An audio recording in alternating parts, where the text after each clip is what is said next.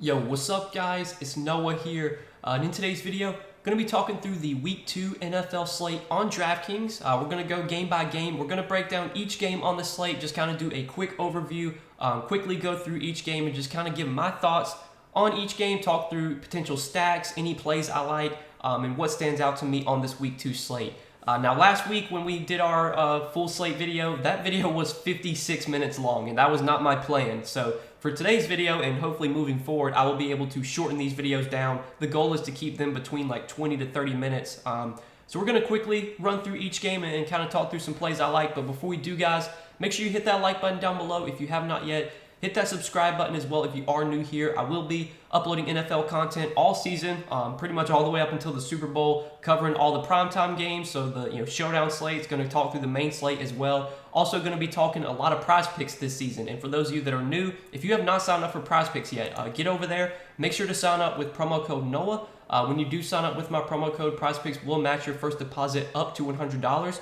And Prize Picks, they're pretty much a player prop based DFS site, so they have projections listed for every player, for at least for most players. And again, if you have a lean one way or the other, you just take a player to have more or less than their projection. They have passing yards for quarterbacks, rushing yards for running backs, and for some quarterbacks, receiving yards, pass plus rushing yards. They also offer fantasy score projections, so you can take whether you think a guy scores more or less than what their fantasy point projection is. Their fantasy point projection is full PPR, standard scoring. And we've all played fantasy football before, so we know how the scoring works. So you can take a look at all the props that Prize Picks has available right now for Sunday's games. Take a look at their board, see some stuff that you like, maybe what stands out to you. On Prize Picks, you are able to mix and match sports. So if you're into other stuff like MLB, college football, soccer, you can actually make like multi-sport entries. So you can make a 4-pick entry with 2 college football plays and 2 NFL plays, and build your entries that way. I know a lot of sports books don't allow you to do those type of bets. So definitely get over to Prize Picks, guys. I will have some plays I do like for this Week 2 slate. I will share those. Probably if I don't make the video Friday night, I will definitely have the video up on Saturday. And I'll talk through some plays I like for this slate for Prize Picks, a couple props that do stand out to me. We've been doing really poorly on the Prize Picks plays lately. Prize Picks has not been going the way I would like to start the NFL season. But if you guys do want to hear my thoughts on some plays I like for Sunday's games, definitely check out that Prize Picks video. Again, it'll probably be posted sometime on Saturday. But yeah, guys, let's talk through the Week 2 main slate. We're going to just kind of go game by game. Going to quickly go through each game and just kind of talk what stands out to me. Again, top options, stacks, and all that. So first game of the day is going to be the Panthers and the Giants. And I do want to say that on this Week 2 slate, there are not many games with high totals. This is a slate where we only have one game above 50 total. Right now, the Cardinals and Raiders game has a 51.5 total. Every other game is below 50. Next highest game is actually the Commanders and the Lions at 48.5. So we might get a lot of low-scoring games this week. And obviously, this one is kind of expected to be low-scoring, just a 43.5 total. But starting off on, looking at the quarterbacks in this game, I don't really have much interest in either quarterback here. Baker Mayfield, he was solid Week 1. He had 19 Draftkings points in that revenge game against his former team. I just don't think, when you're looking at his stacking options, you have DJ Moore, but I don't think I'm really going to be playing much Robbie Anderson. I'm not going to be playing any of the tight ends from Carolina, so I'm not really going to be stacking up Baker Mayfield much in tournaments. And then Daniel Jones, his receivers are cheap, and we'll talk about them in a second. Like, you have Sterling Shepard for $4,900. Galladay's only $4,200. But this game, I'm more so focused on the running backs more than anything. I don't think either quarterback is going to make my player pool. If they do make my player pool, they'll be in a very small amount of lineups. I like the running backs in this game. Christian McCaffrey at $8,900, I think is once again one of the top running back plays on the slate. McCaffrey was kind of disappointing in Week 1. He didn't get a ton of volume, only saw 14 touches, but still scored 15 Draftkings points. I know McCaffrey still played on a good amount of the snaps, and I do have snap counts pulled up on my other monitor. McCaffrey did play over 80% of the snaps in Week 1, so he's going to be, pretty much close to an every down running back. He's going to be involved in passing situations. We know he's an elite running back in general. $8,900, I think, is still pretty affordable for CMC, so I still think CMC is a great play. And then Saquon Barkley was just amazing in Week 1. He got great volume, 24 touches, had 36 Draftkings points. If he stays healthy, man, and the Giants aren't completely terrible this year, Saquon could be like a top 5 running back in fantasy this season. Obviously, he was very, very popular last week because he was so cheap.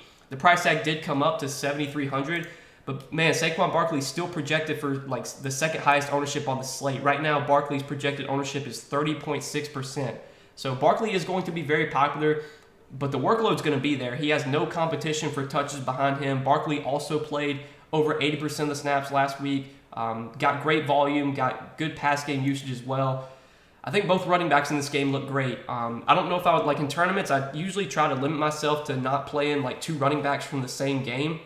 But when you have a guy like McCaffrey who, catches a lot of passes, it could definitely work out where like both McCaffrey and Barkley had really good games here. So yeah, I think both running backs look great in this game. I like both of them. Receivers, again, I'm not interested in a ton of receivers in this game. I think DJ Moore makes some sense. I was a little bit interested in DJ Moore last week, and he was pretty disappointing.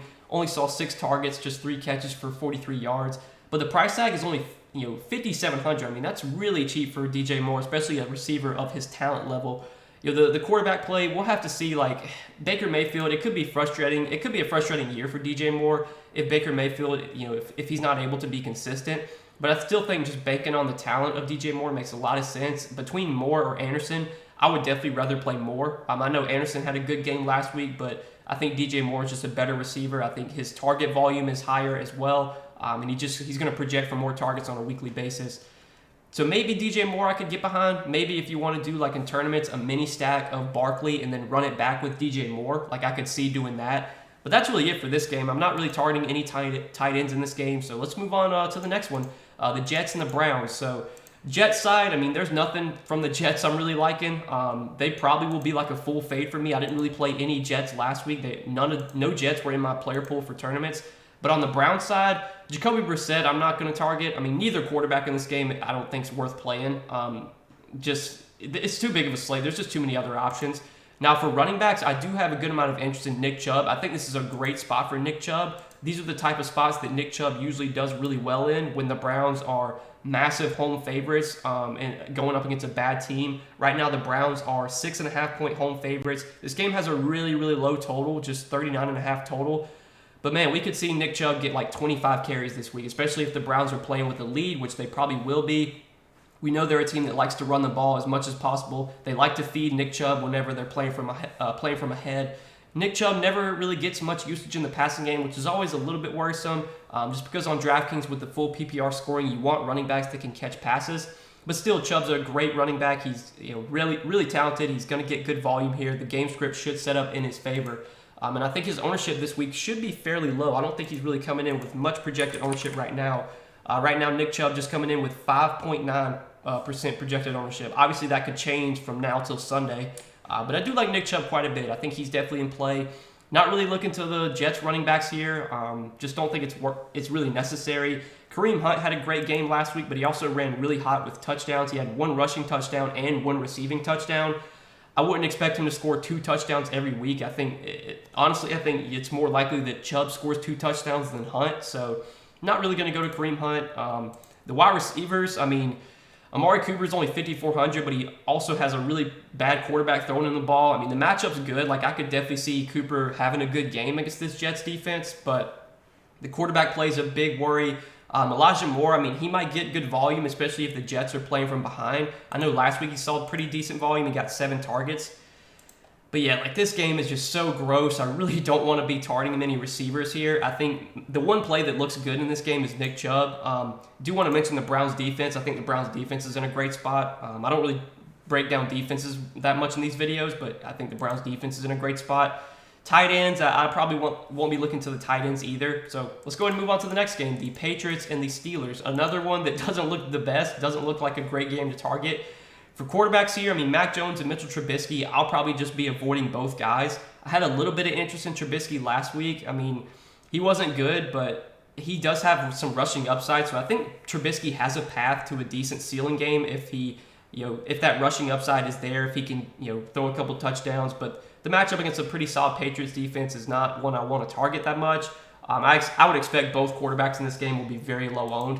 Now for running backs, I think Najee Harris, just kind of banking on the volume, makes a lot of sense. Harris was inefficient last week. He's always been a fairly inefficient runner, but he gets good volume. He only got 12 touches last week, but I know he was banged up a little bit. He got a full practice in Thursday, so he's going to be good to go for this game. Patriots defense, they've always been solid, but Najee's only 6,200, and he's going to probably get at least like 15, close to 20 touches. He'll get usage in the passing game as well. I think he's one guy that I'll definitely have in my player pool. I don't think I'm going to be targeting the Patriots running backs. I usually just kind of stay away from that situation. Some weeks you'll see Damian Harris have a good game, but I'm not going to go there. Now, wide receivers, Deontay Johnson is going to get good volume pretty much every week. Saw 12 targets in week 1. We know Big Ben loved targeting Deontay Johnson, and obviously in week 1, Mitchell Trubisky went his way a lot too. He's playable at 5,800, but again, I'm not stacking up this game, so if I do play Deontay Johnson, it'll just kind of be as a one-off. Same with Claypool, but I doubt I really play Claypool. I'm not going to target the Patriots receivers either. I did have some interest in George Pickens last week as a value, and he was really, really disappointing. Only saw 3 targets, 1 catch for 3 yards. Usually with how this goes, if I play a guy and they do terrible, the next week they're going to go off when I don't play him. So obviously Pickens is probably going to go off this week because I played him last week and he sucked. But I'm not going to go there, I don't think. For receivers, I have interest in Deontay Johnson a little bit, and I think that's it. Tight ends, probably not going to target the tight ends in this game. I think there's just better games down the road that we'll talk about. Just look better to target. So for me, I think it's Najee as a one-off. I think it's Deontay Johnson as a one-off in tournaments, and that's really it. This is a pretty gross game to target. So next one, the Dolphins and the Ravens. This is one that I do have a good amount of interest in. On the looking at the quarterbacks in this game, I think both quarterbacks are viable here. I think Lamar Jackson's probably one of the better pay-up options on the slate. We know Lamar Jackson. We know what he offers with the rushing upside. He only ran for 17 yards in week 1, but Lamar's a guy that can run for 60, 70, 80 yards any week. We know he's been a better passer as well. He did throw for 3 touchdowns last week. I'm not too worried about this Dolphins defense. Dolphins defense I think is good, but Lamar's just a super talented quarterback, and I usually don't get worried about matchup when it comes to guys like Lamar and some of these other elite fantasy quarterbacks. They can excel in any matchup. So I think Lamar is definitely in play this week. I like him quite a bit. I think Tua as a value quarterback makes some sense. Tua wasn't the best in week 1. He only had 14 DraftKings points, but it was a pretty sloppy, low-scoring game against the Patriots. I know their defense played really well. The Dolphins' defense, Tua just didn't really have to throw the ball a ton.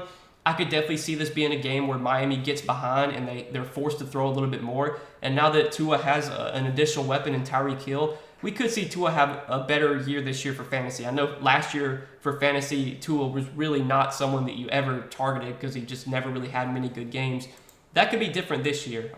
He should be low owned, I would assume Tua will be. So, yeah, I think in tournaments, Tua, if you want to stack him up with Tyreek or Jalen Waddle, or even double stack him with Tyreek and Waddle, that does make some sense. I'll probably be doing that in some of my tournament lineups.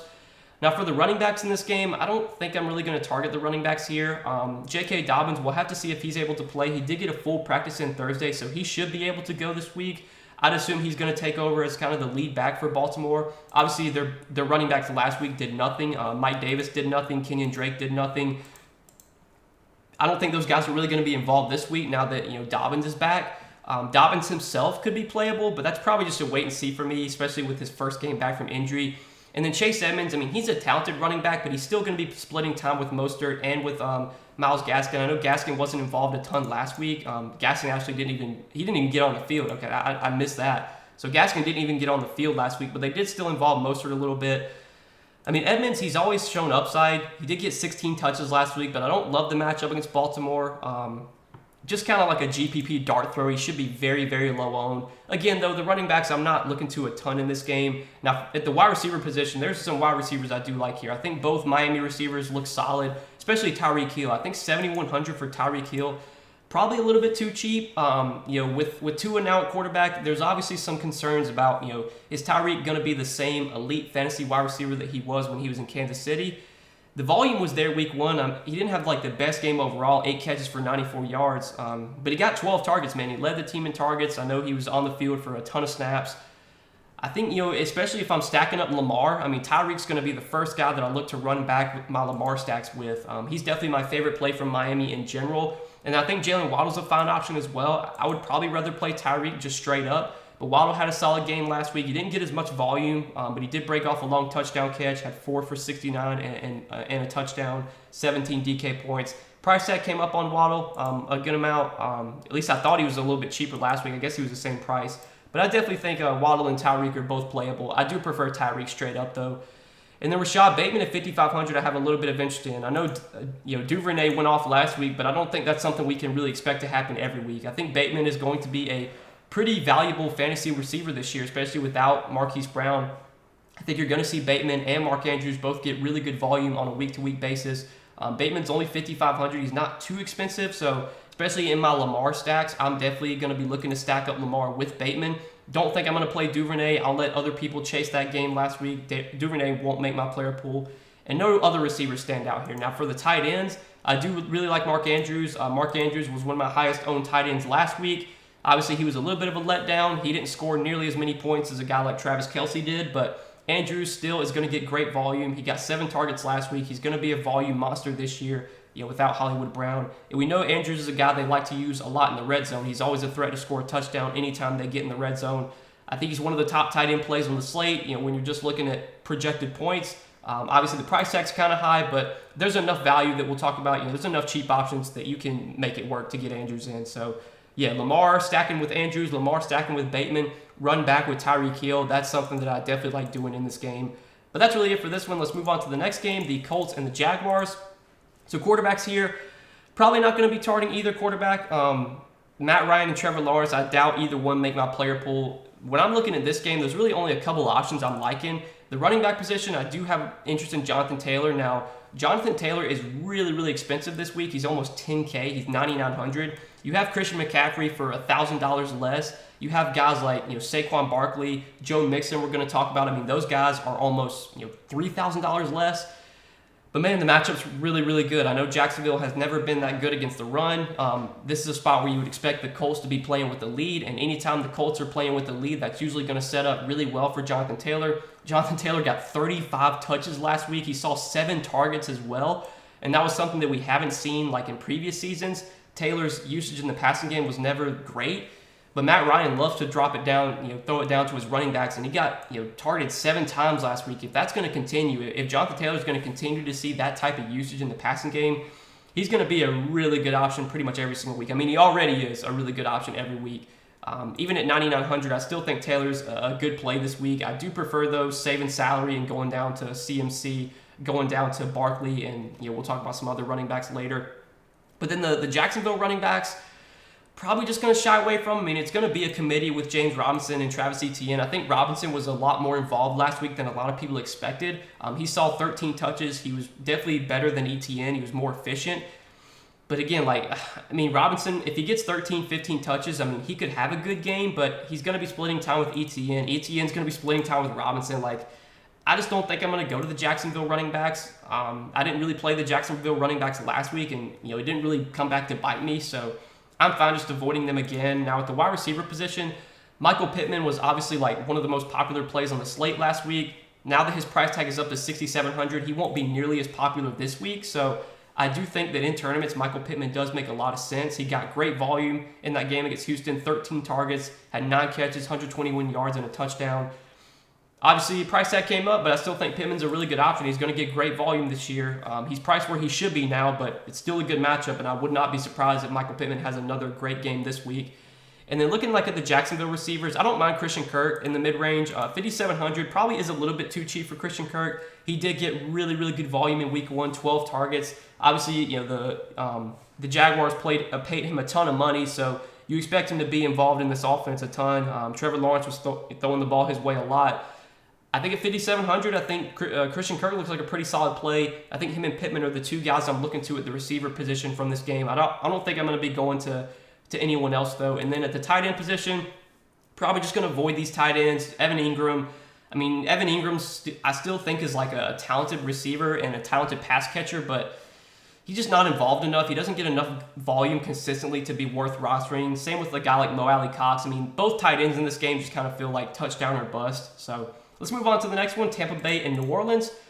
So looking at this game, you got Tom Brady and Jameis Winston. Tom Brady obviously was very disappointing in that Week 1 win against Dallas. He didn't really have to throw the ball a ton. He only threw the ball 27 times, and we know this Tampa Bay offense, last season they were one of the most pass-heavy offenses in the league.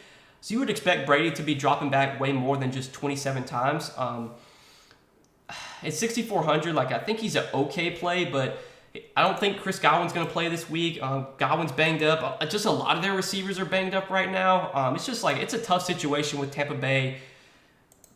Like I could definitely see Brady. I could see this being a game where Brady throws for like 300 yards and 3 touchdowns, but I don't know if he's going to be a guy that I get a ton of exposure to this week. I think Jameis Winston, though, will definitely be in my player pool. I did actually have some interest in Winston last week, and he was terrible to start off the game. I mean, he was terrible in the first half, but he was lighting it up in the second half, and he ultimately finished with just over 21 DraftKings points. I mean, Tampa Bay, they're a defense. Like, they've always been a defense. The way you beat Tampa Bay is by throwing the ball. They've been one of the toughest teams to run on just over the last few seasons. It's probably going to be the same case once again this year, so I could definitely see this being a game where Winston throws the ball like 35, 40 times. And we know, obviously, like revenge game for Winston. I mean, Winston does have some upside still. He's a guy that will air the ball out. He's got some weapons in New Orleans with Michael Thomas and Chris Olave. So I do like Jameis Winston actually as a value quarterback. I think he's definitely a value quarterback I'll have in my player pool. Now, looking at the running backs in this game, Alvin Kamara was really disappointing last week. He didn't get a ton of volume, but I would assume he probably bounces back here. Now, the matchup, again, is pretty tough. Tampa Bay's run defense has always been really solid. I want to say that Kamara has struggled in the past against Tampa Bay, but he should be very low owned. So, like, if you want to play Kamara at low ownership, you can definitely do that this week. No, I don't expect anyone to go there. I think you'll see more ownership on Saquon Barkley, Mixon, those guys. So, Kamara as a low-owned tournament play makes some sense. Fournette, he was really, really involved in week 1, got great usage, 23 touches. He's going to be their lead back, I would think, for the entire season. As long as he stays healthy, they're still going to involve like Rashad White a little bit. Ronald Jones was Ronald Jones on the Chiefs now, but I know Gio Bernard. I think he was a healthy scratch last week. He didn't really get involved at all. They basically just used White as like kind of the backup to Fournette, but Fournette got great usage in week 1. Good volume, 23 touches. Matchup against the Saints defense is not ideal. The Saints are another team that's always been pretty stout against the run, but I think just banking on the volume from Fournette makes a lot of sense. So I think Kamara and Fournette are both playable here. The wide receivers, again, like it's just who's playing this week. Like we have no idea. I would expect like Evans plays. He practiced on Friday. I think I saw that Julio Jones practiced as well. But we do need to keep an eye on Chris Godwin's status. I know Godwin left their game Sunday. He was already questionable coming into that game. Now it looks like he doesn't expect to play this week. So without Chris Godwin, that probably means more volume heading towards Mike Evans, toward Julio Jones. At their price tags, I mean, neither one stand out to me. I know Mike Evans in the past has had a lot of trouble with Marshawn. God, I can't say his name. Marshawn Lattimore. Mike Evans has had a lot of trouble with him in the past when they've matched up. So maybe that means Julio Jones might have a solid week this week, but I'm probably not going to be taking many Tampa Bay receivers. They might make a sprinkle in my player pool, but that's probably it. I do actually have some interest, though, in the Saints receivers, especially if I'm going to be stacking up Jameis Winston, I'm going to be looking at some of these Saints pass catchers. Michael Thomas at 5,800, man, he looked great in that second half. He didn't really do much in the first half, but in the second half, he erupted, had 5 catches, 57 yards, 2 touchdowns.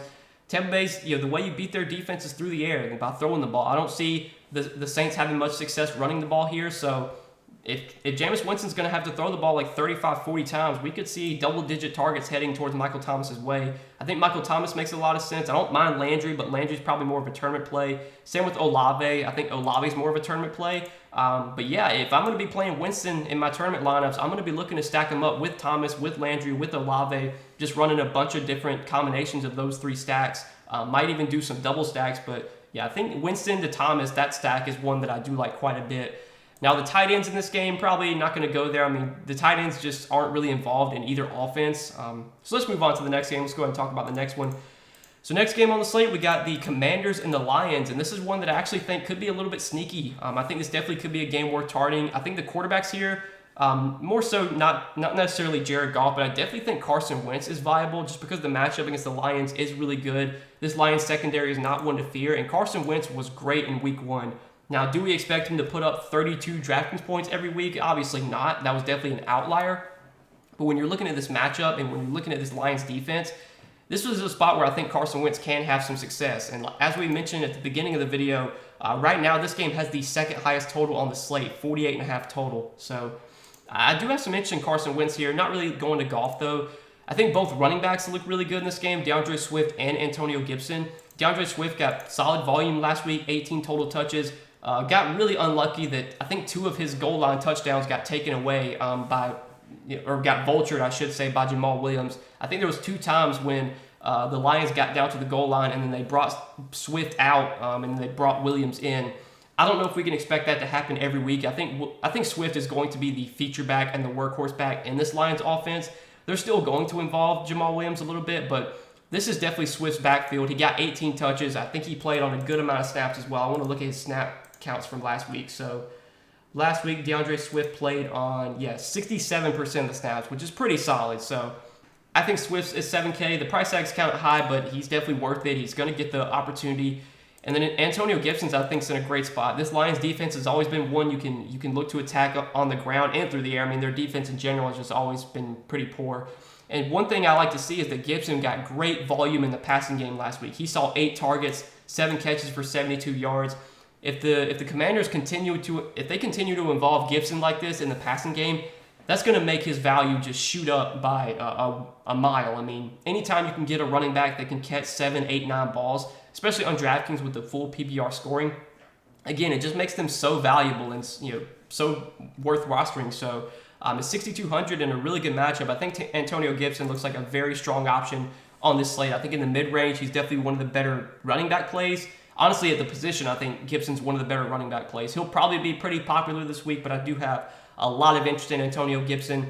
And then the wide receivers, I mean, Terry McLaurin and Amon-Ra St. Brown, I think, are both solid. McLaurin, especially in my lineups that I do have Carson Wentz, I will definitely be looking to stack him up with Terry McLaurin. I know McLaurin did not have the best game last week. I know Dotson played really well and Curtis Samuel played really well. But we should still expect McLaurin to be the number 1 option in this Commanders offense. We should still expect him to lead the team in targets most weeks. The price tag at 6,600 is not too high either. So Terry McLaurin I like quite a bit. Amon-Ra St. Brown, I mean, he picked up where he left off last season. Great volume in week 1, 12 targets, 8 catches, 64 yards, and a touchdown. 6,500, I don't think I'm going to be playing Jared Goff a ton, so I doubt I'm going to stack up Jared Goff with Amon-Ra. But I think, if I'm doing stacks of Wentz and McLaurin, running those back with St. Brown is something I'll look to do. If I'm playing Antonio Gibson in any lineups, running those Antonio Gibson lineups back with St. Brown is something that I look to do. I will definitely be stacking up this game in a lot of different ways. And I definitely think Amon-Ra St. Brown will be in my player pool. And then you have these cheap Commanders receivers, Samuel and Dotson. Both were very solid last week. I mean, Curtis Samuel got 11 targets, which is obviously really, really good. Does that continue this week? Probably not. Honestly, I think flip-flopping Samuel and McLaurin's target share is probably what we can do. I think most weeks we should expect McLaurin to get 11 targets and we should expect Samuel to get 4.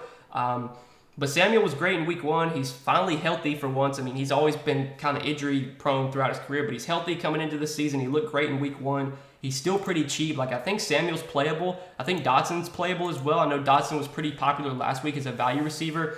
He definitely ran really hot to, only have 3 catches, and 2 of his 3 catches wound up being touchdowns. But he's cheap still, and he's going to be on the field a good amount. I know he played a decent amount of snaps last week. I want to pull up his snap share as well. Dotson played on 88% of the snaps last week, so he's going to be close to an every down receiver. He's only 4,200. I think all the Commanders' receivers are solid. McLaurin, Samuel, and Dotson. I think all 3 are definitely viable, and I'll for sure be stacking them up with Carson Wentz in tournaments. The tight ends in this game, probably not going to go there. I don't mind Hawkinson as a cheap option just because he does get pretty good volume in this Detroit offense. He got 7 targets in week 1.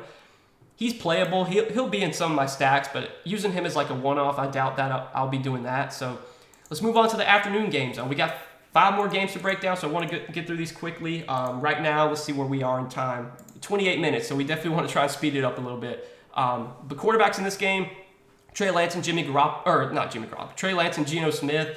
I don't really have much interest in Geno Smith, but I definitely think Trey Lance will make my player pool. Trey Lance was not really that good in week 1, but you can't really look too much into that. For one, it was a really tough spot going on the road against the Bears, and they also were playing in terrible weather. I mean, the weather in that game was horrible. It was like a monsoon. I'd expect Lance to bounce back and have a much better game this week, and he's pretty cheap. And we know Trey Lance offers rushing upside. He did have 54 rushing yards in week 1. He ran the ball 13 times. So, yeah, as a value quarterback, especially even in cash games, I could definitely see Trey Lance being used in cash games this week. He's going to make my player pool for sure. I know Geno Smith looked good in that Monday night game against the Broncos, but I'm not going to play Geno Smith this week. Running backs, though, in this game, do want to mention Jeff Wilson. I think Jeff Wilson's someone I'll be targeting. He obviously should benefit this week without Elijah Mitchell. He should be the lead back for San Francisco. He only got 11 touches last week, but we've seen Wilson be able to put up good games in the past whenever he gets opportunity, and I would think he's going to be the lead back this week. Davis Price, I know, was a healthy scratch last week, but he should be active here. But I do like Jeff Wilson as a running back play. I'm not really interested in the Seattle running backs, though, especially like if Kenneth Walker plays, I'm not going to be interested in going to Penny. So moving on to wide receivers, I think Debo's like a low-owned tournament play worth targeting, but that's probably it. I'd rather go to some other receivers we're going to talk about in a second. DK and Lockett is like low-owned options. They're fine, but I'm not really going to be playing Geno Smith. So if I'm not stacking up Geno Smith, I'm not really going to be looking to the Seattle receivers. Maybe like if I do play Jeff Wilson in some lineups, maybe running back some of those Jeff Wilson lineups with DK or Lockett could be something worth doing. But in general, this is not a game that I'm super excited about. Trey Lance I do like, but I'm fine playing Trey Lance naked. We know Trey Lance can do it with his legs. You don't really have to stack Trey Lance with anyone. If you were to stack him with somebody, obviously Debo and Ayuk would be the first two guys to look to. But I'm fine playing Lance by himself. And then the tight ends in this game, George Kittle, we'll have to see if he's able to play. He did not participate in Thursday's practice, so it's not really trending in the right direction. If Kittle doesn't play, I mean, I'm not really going to go to any of the San Francisco tight ends. The Seattle tight ends, I don't really want to go to either. Noah Fant's a good pass catcher, but he got out-snapped last week by Will Dissly. So yeah, I'm just going to avoid the tight ends in this game. Let's move on to the next one. Talk about Atlanta and the Rams. So looking at the quarterbacks in this game, I think both quarterbacks are definitely appealing here. Matthew Stafford, I think, is poised for a big bounce-back week. He was really disappointing in that Week 1 game against Buffalo, but he should bounce back in a much better matchup here against Atlanta. And then Mariota, I did like quite a bit last week. You know, Mariota's one of these guys that does offer rushing upside. He had 72 rushing yards last week.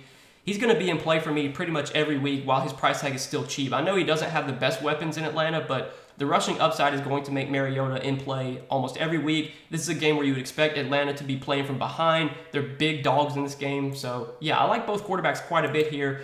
Running backs in this game, I think the running backs look solid too. Cordell Patterson got great volume last week. Did benefit from Damian Williams getting injured. We'll have to see if Damian Williams is able to play this week. He did not practice.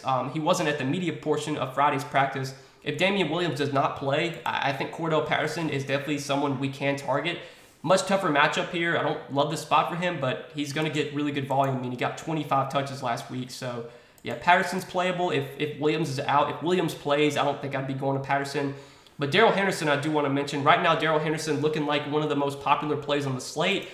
But it's hard to get away from him. He was really involved in Week 1, got 18 touches. Cam Akers barely played in Week 1, only saw, 3 carries for 0 yards. And they barely involved, Williams actually got injured in that game. And Williams obviously, is not going to play in this game. So I'd assume Darrell Henderson's going to be the lead back for the Rams. They're going to involve Cam Akers a little bit, but this clearly looks like it's going to be Darrell Henderson's backfield. So if 5,700 in a good matchup against Atlanta, yeah, I think Darrell Henderson's a really good running back play this week. He's projected out to be one of the most popular plays on the slate, but hard to avoid him. I think in cash games, you definitely want to play Darrell Henderson, and even in tournaments, he'll be in a good amount of my tournament lineups.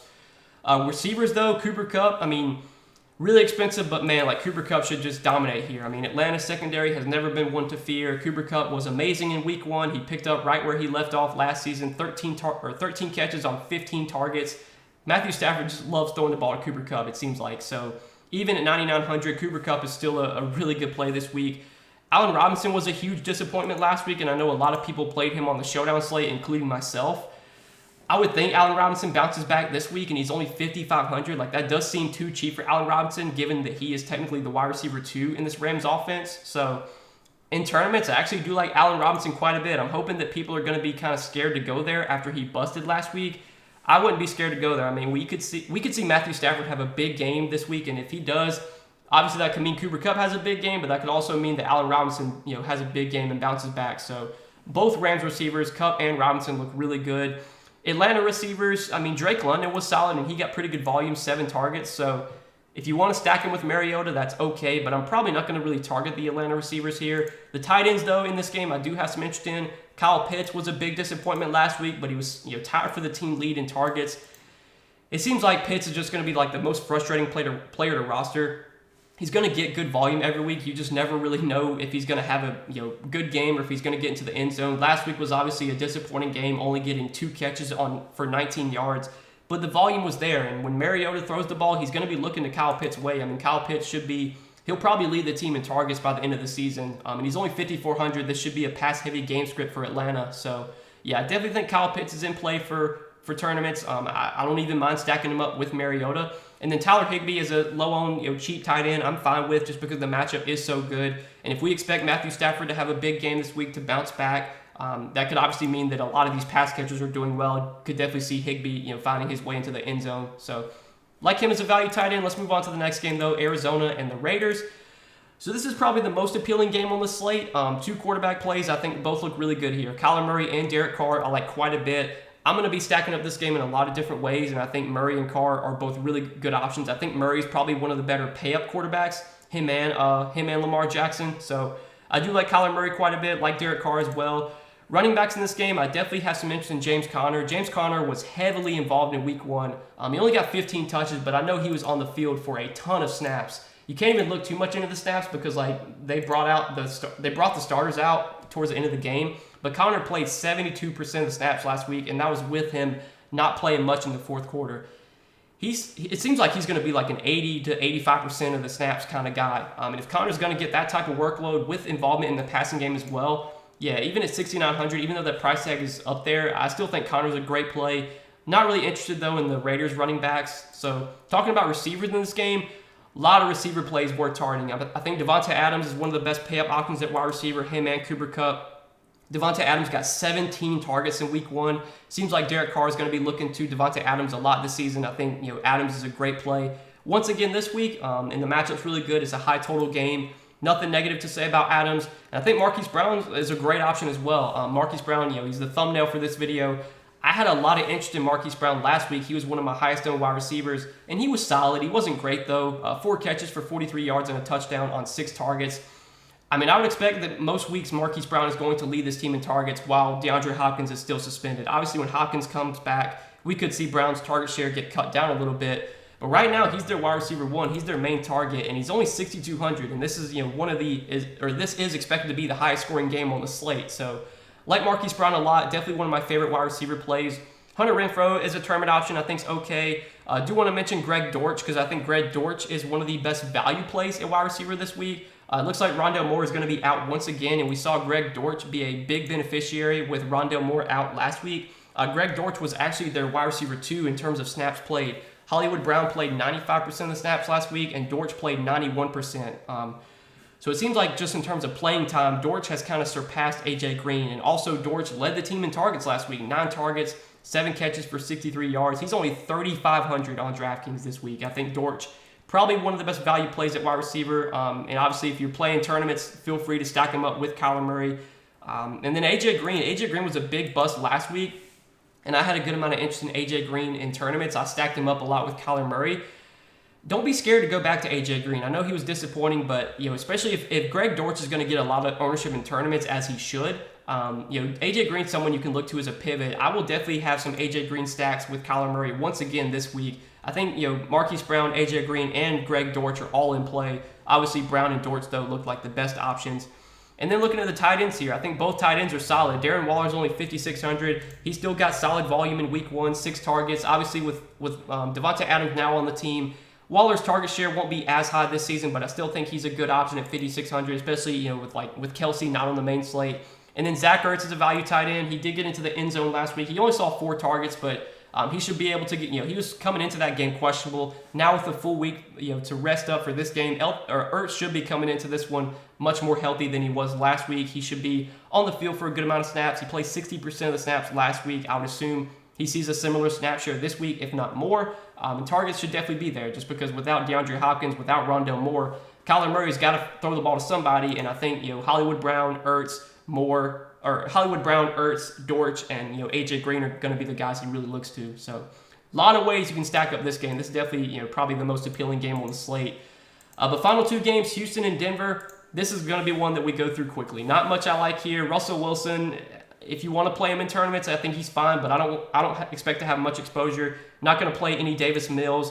The running backs, I'm just going to avoid the Denver backfield right now. The matchup's fantastic, so I wouldn't be surprised if Javonte Williams has a big game or Melvin Gordon has a good game, but man, with how they're splitting carries right now, with how they're divvying up the touches, not much interest in the Denver backfield. And then Houston, I mean, I played Dameon Pierce a good amount last week, and obviously he did not get nearly as much opportunity as a lot of us thought he would. He's cheap, and he'll be much, much lower owned than he was last week. So, like, I could definitely see Dameon Pierce just kind of trolling everybody and having a good game here. But I'm not really interested in the running backs. The wide receivers, I mean, Sutton and Judy, like, they both have upside. And, I would not be surprised to see Denver put up some points. And, maybe somebody on Denver has a big game here. But I just don't really want to stack up this game. There's not really many plays on Houston that I'm looking to. Maybe if you want to stack up Russell Wilson with Judy or Russell Wilson with Sutton and then run it back with like a Brandon Cooks, like I could see doing that. I think that would be a very low-owned stack, but I'm not loving much in this game. I'm not really going to target the tight ends either. I know O.J. Howard had a big game last week, but I don't really want to chase that. He had 2 catches, and both of his catches were touchdowns, so like that's really fluky. Houston, Denver, just not one that I'm really going to be targeting. So let's talk about the last game of the slate, the Bengals and the Cowboys. Obviously, the Cowboys are going to be without Dak Prescott, so kind of hard to really have much confidence in their offense, but I think Joe Burrow's in a good spot here. Dallas' defense is solid, but Burrow's an elite fantasy quarterback. He's not too expensive either. Obviously, with the game script set up how it was last week, Burrow had to throw the ball 53 times. Wouldn't expect that again, but I think Burrow's a good play. No interest in Cooper Rush.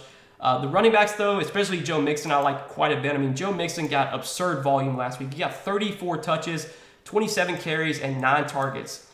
7,200 is way too cheap for Mixon if he's going to continue to get this type of volume. And right now, it seems like he is because, I mean, I don't know if Cincinnati has much faith in anyone else in their backfield. It doesn't seem like Samaje Perine is going to be really involved. Chris Evans, I don't even think played last week, so yeah, Mixon should be a workhorse back this year as long as he stays healthy. The price tag's not high either. I think Mixon's a great running back play. Probably not going to go to Zeke. I mean, I'm just really down on this Cowboys offense. I think the Cowboys are going to struggle to put up points with Cooper Rush at quarterback, so no interest in the Cowboys running backs. And wide receiver, I mean, Jamar Chase is definitely in play for tournaments. I still think, like, in cash games, I'd rather get up to Devontae Adams or Cooper Kupp, but we know Jamar Chase has plenty of upside. He got 16 targets last week. We know he's going to be a target monster every single week. He's definitely in play for me in my, especially in my Burrow stacks. I will have obviously Jamar Chase in those. But like CeeDee Lamb CeeDee Lamb and the rest of the Cowboys receivers are just like dart throws at best. I mean, CeeDee Lamb is going to be super, super low on this week. I mean, the Cowboys are probably going to be playing from behind. They're going to have to throw, but I do have major concerns of the quarterback play. Like we saw, I know last year, or if it was not last year, it was 2 years ago whenever Dak got injured. CeeDee Lamb, like, really was nothing. He didn't do anything, and neither did, like, the rest of the Cowboys receivers. So just really down on the Cowboys offense now without Dak. And then, like, Tyler Boyd, I think is fine to throw into your Burrow stacks. T. Higgins, he did get injured last week, but I would think he's going to play. It looks like he returned to practice, so he should be good to go. I'll definitely have him in some of my Burrow stacks as well. But that's really it for receivers. And then tight ends in this game, no thanks. I mean, Dalton Schultz, I could see getting some targets, especially like kind of as a safety blanket for Cooper Rush, but he's 5,200. I'd rather play Kyle Pitts. I'd rather play Darren Waller. I'd rather play probably Zach Ertz too. So that's really it for this one. I think Joe Mixon looks like the best play in this game, but feel free to have some Bengals stacks as well.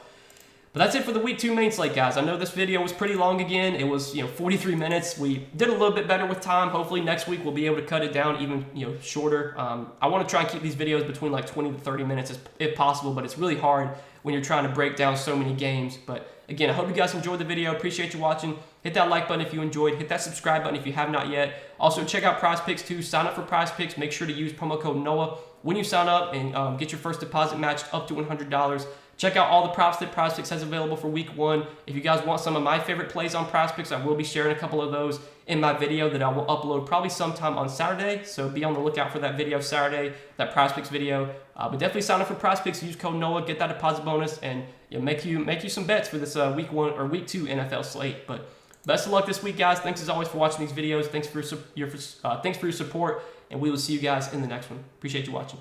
Peace.